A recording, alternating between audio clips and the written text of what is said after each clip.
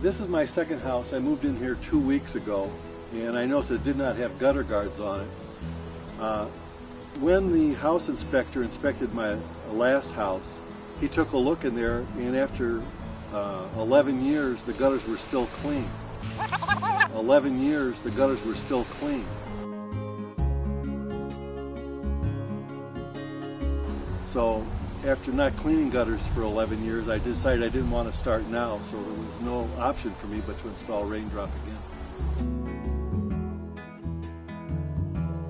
Well, I like the fact that it's black and it absorbs heat in the winter and melts the snow. My neighbors got gutter guards that are aluminum, and they don't do that, they just form icicles. I like the fact that they're made out of polypropylene and are virtually indestructible, as opposed to some that are made out of aluminum, and if there's ever a hailstorm, they'll just be damaged and not work properly. Well, these will stand up to anything. What is the main thing I like about the product? It works, and it works extremely well.